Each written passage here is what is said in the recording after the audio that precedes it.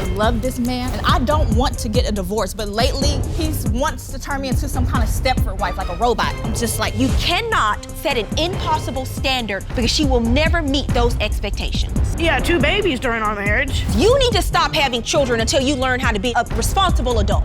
And I hear him talking about my wife wasn't nothing before I met her. Don't get me twisted, because I don't need you. Sometimes the biggest takeaway is the lesson that you learn. Here is today's case. What happens when a wife ignores the red flags in multiple affairs? Is she ready to walk away, or is he a changed man? That's today's case on Divorce Court. Court is now in session. The Honorable Judge Faith Jenkins presiding.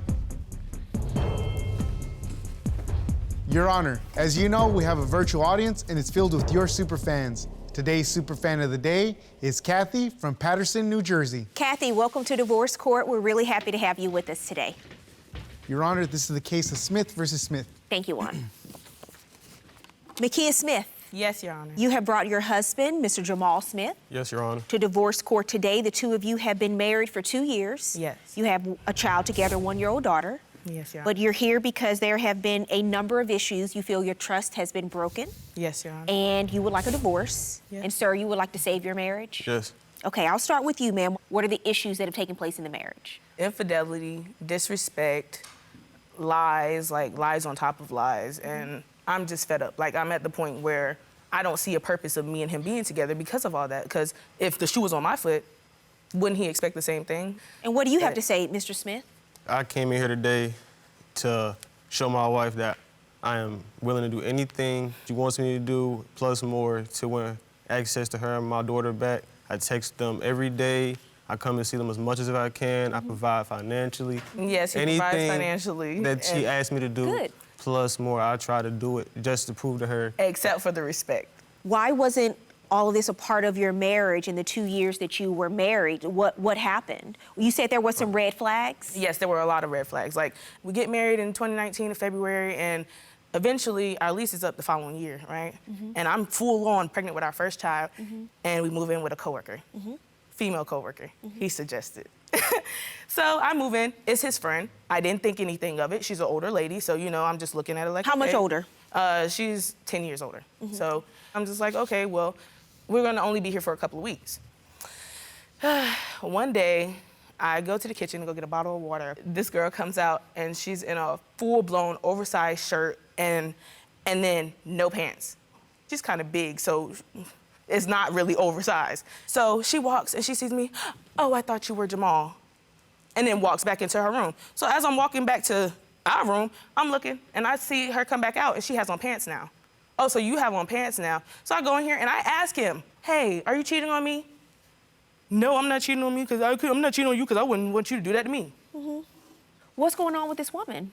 I have no idea. But literally like a week after that, we move out, we get our place or whatever, and everything is good. And I'm like, okay, I'm finna do this and that for my husband. But then it's like, he got out one day, I cooked him dinner, you know, we had intercourse. It was great. Everything was great that night. Up until he got up out the bed and laid on the couch. Phone beside his head. I mean, earlier in the day, he was texting somebody, you know. He said it was his teacher, blah, blah, blah. So I look, it's that coworker. And the message says, I want you on my ping ping right now. Like, and I have proof of that. Is this what happened? Yes, this is what happened. So the coworker says, so let's get a room. I want to get on top of your blank.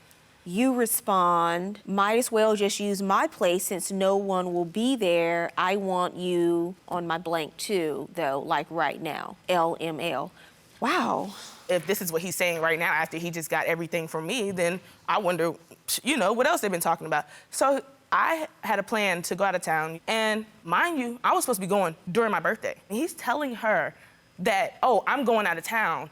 And they've been talking, like, just been talking. So what, you got you a whole girlfriend? Like, a whole girlfriend, Your Honor. So the 2 weeks that you all were staying with this coworker, you were also sleeping with her while your wife is pregnant? I actually wasn't having sex with the girl when we moved in with the girl. We hadn't had sex in months prior to that because she wanted to make it more than that, and I told her, no, we cannot. How did it start? It started off as an honest mistake. She was a friend. She used to help me wash clothes, take me back and forth to work, you know, Same thing with my wife. She used to help us out, just close friend, and we'll return the favor. You know, I was good in my hands. Sometimes I'll do stuff for her mom or her sisters, simple things. And, you know, one day I'm washing clothes. I'm putting my clothes in the trunk. Boom. I hop in the front seat. We've been drinking. I'm trying to finish my drink, you know, I'm throwing it back, and her purse is in between my legs in the front seat. So she's reaching over to grab for her purse, and that's what I'm thinking, you know.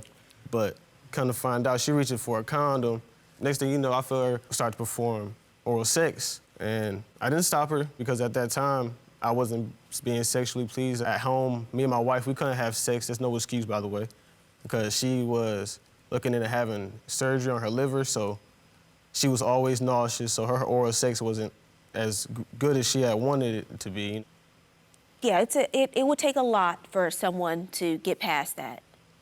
You said there was this incident with the coworker, and it was actually one other thing? Yes, we put GPS trackers on each other's phones. And one time he turned off his GPS thing. So I'm sitting here, I'm like, oh, is your phone dead? No, you're answering your phone. Okay, so why is this stuff off? Okay, you go into stores and you're sitting here for how long? And after time, okay, obviously he was cheating. I do have proof of that as well. You see on the picture, it says no network or phone is off. Around that time, I was cheating. The app was naturally messing up by itself. Nah. And when it first did, I was at home when I brought it to her attention. So that you could make sure that you could cheat on me? Huh? Ms. Smith, I understand you have 2 witnesses. Are these your parents? Yes, Your Honor. Okay, Mr. Stephen McKinley White. Pamela White. And your mom, Miss Pamela White. I'd like to speak to them. Mykkia was coming out in her dress, and then the co-worker had a look on her face. She went with you to look for wedding dresses? Yes, Your Honor. Did you know about this, Mr. Smith? Yeah. And you allowed that to happen?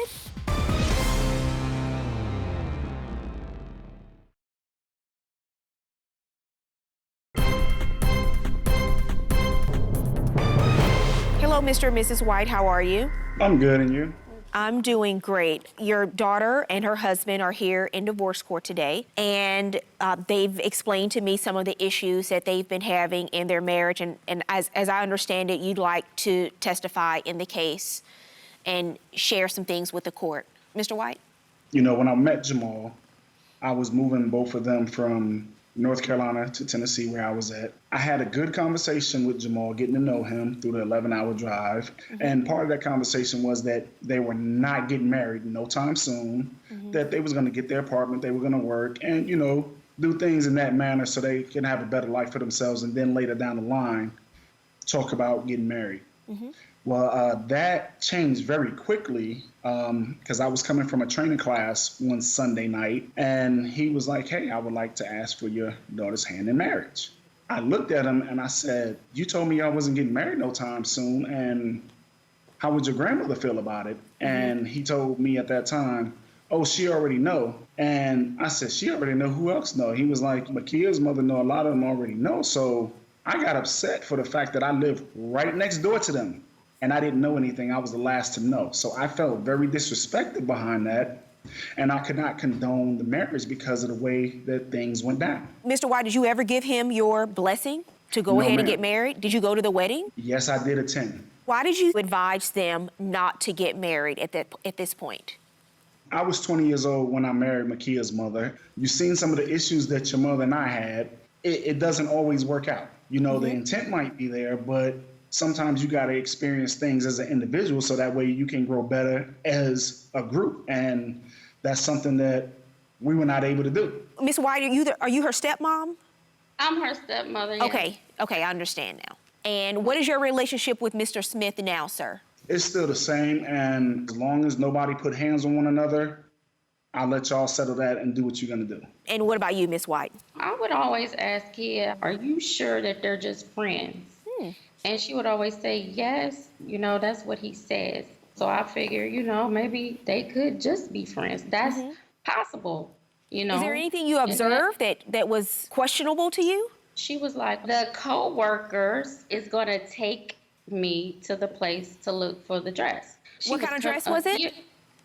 Oh, wedding dress. So Kia was coming out in her dress, and then the co-worker had a look on her face. So I'm like, okay, Kia, that dress looks nice, that dress looks nice. But the co-worker would never respond, and she just had this stank look on her face. And so then when everything came out, I said, Kia, You remember when we went to look at your dress? I was like, that's why she was acting that way. Wow. So she went with you to look for wedding dresses? Yes, Your Honor. She was My supposed to be goodness. helping her pick it out. Did you know about this, Mr. Smith? Yeah. And you allowed that to happen, knowing what had taken place between the two of you? At the time, I wasn't active with the girl, and It doesn't matter. This woman should not be going with your fiance to look at wedding dresses, right? yes, And you did nothing to stop it? He was I was actually. trying- I mean, don't you understand that something's off with her, the fact that she even wants to go? I think you're creating a dangerous circumstance. Thank you, Your Honor. Because that's very bizarre behavior. I know it wasn't smart, Your Have Honor. you ever watched the show Snapped? You moved me in with your little side piece, and I'm still supposed to be here. You got me pregnant, and I'm still supposed to be here. The reason I wanted to marry her is because her life was on the line. She wanted to be married before she passed away.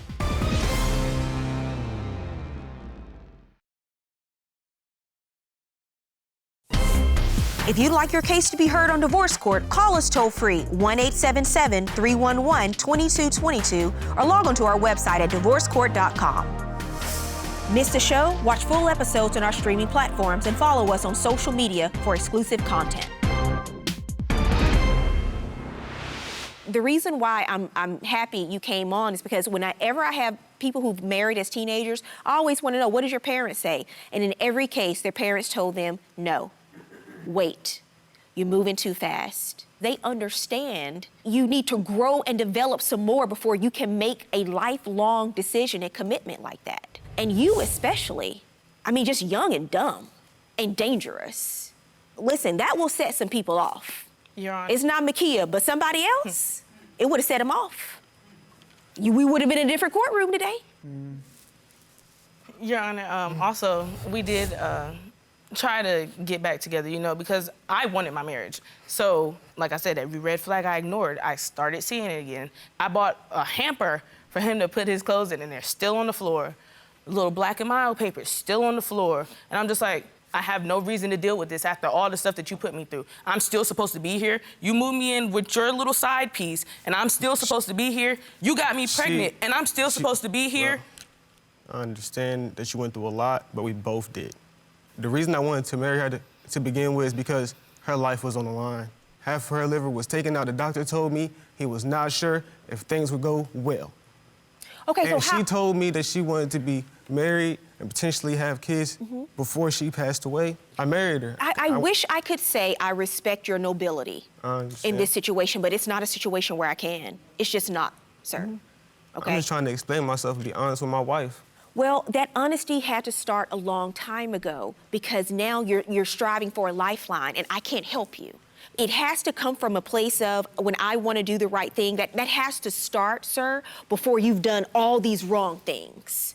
And then think, okay, but now is the day. I'm going to get myself together and do what's right. Because there are people who, they don't have to accept your apology. Yeah. She can accept your apology, but she doesn't have to accept you as her husband. Yes. And most women wouldn't. Yes. I would think that would mean that you would even treat her even better, not worse, and be on your absolute best behavior as a husband. And that's where my vulnerability came in. You know, I was taking care of us at the time when I was cheating. I was making sure our clothes were washed for work. And also at the time, we weren't having sex. I hadn't never been through that before.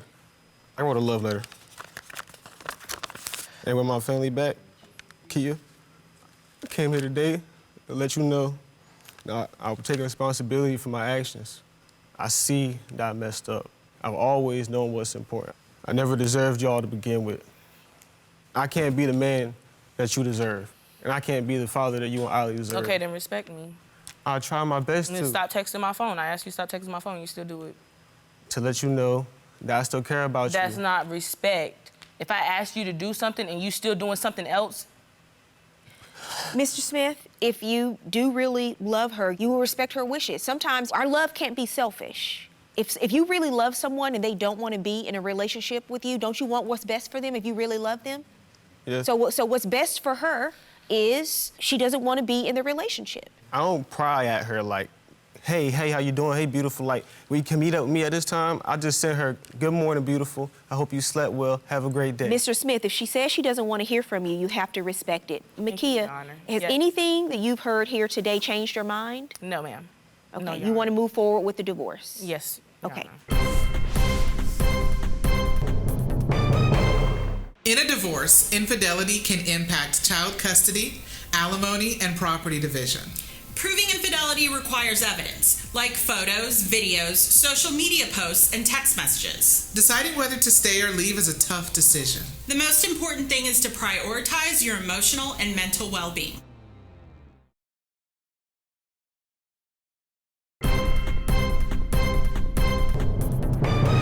You have asked the court for an award of $4,000. Your Honor, half of it is for the unpaid rent, and the other half is for a car note that I was informed that I was going to be taking off of. I was able to get another vehicle, so I gave him the first one that we had. He decides to give it to his friend. I said, okay, cool. As long as my name isn't on it, I don't care. So why are you suing for unpaid car notes? I went to try to finish the payments on the car, and I was informed that it was a whole nother balance that I was not aware of. So how does he owe that if the car was given to someone else? Because the whole time, while the car is with whoever he decides to give it to, it's still in my name. Okay. Tell me about the unpaid rent. So once COVID really started, I started losing hours for work. You know, he's really the one that has to step up and pay these bills and everything. So while he was paying the bills, I'm thinking that everything's paid fine. You know, I'm about to have the baby. And then one day, the maintenance man walks up. You have this balance and this and that, and the lady at the front desk wants to talk to you. And I'm just like, what balance? Are both of your names on the lease? Yes, ma'am. So you're both responsible for the rent if both of your names are on the lease? And yes, we had a discussion prior. I said I wanted to pay it off. Did you agree to pay her this amount in unpaid rent, sir? Yes, I don't have a problem. Okay, and what about the unpaid car notes? Half of that is from when I gave her the car, when I got my own vehicle, and I let her know before I got my own vehicle that I would stop making payments. And the rest of it, I'll take from when it's sitting on the lot and when my friend have it. But at the end of the day, the money I came up here to try to get my family back, Your Honor. I understand that, sir, but I'm just, according to your wife, she is beyond that. Your Honor. I'm gonna order the unpaid rent. The car note, I'm not convinced, because whenever you have a car and property that's in your name, even when it goes to someone else, there's a responsibility on you to make sure that you do a proper property transfer. I'll take responsibility for it. Well, if you want to take responsibility and pay it, then that'll be a part of the court's order. So that's $4,077, right, sir. I want to say something to you. If your story is true and you were 19 years old and you had this coworker who was 10 years older than you, the circumstances you describe your first encounter with her, it sounds like someone took advantage of you at a young age. But beyond that, sir, you started making choices that you knew were not good for your marriage. And everything you do in life going forward, I want you to understand something. When you take a risk, you have to be willing to accept the consequences from the risk that you're willing to take. You gambled with your family. You gambled with your marriage. You gambled with your future with Miss Smith. These are a part of the consequences, sir. But I do wish you well. You both are very young. You have the rest of your lives ahead of you. The one thing you can do in life, if you ever saw Michelle Obama's book called Becoming, she says her entire life, it was all about who she was becoming. Because every lesson, every challenge she faced, she learned from it, and she grew from it. So the next time around, she made better choices. So my order to you today, $4,000.77, and become better people. Good luck to both of you. Thank you. When you have everything on your plate, eat it, okay? Don't worry about nothing else, because if it's not your food, don't mess with it. I'm always willing to work this out. I'm gonna keep on focusing on myself as I have and make sure me and my daughter are straight. I'm gonna become a good husband and father, whether it be for Mykkia or a future wife. Hopefully it's still her. I'm gonna do whatever I'm gonna do. And I guess I'll be waiting on the papers. I'll be faithful until then, like I agreed. Boy, I don't care about you and your stuff. Do whatever you want to do, and I'm cool. Yeah. I'll tell you this for a while. I'm glad you said that.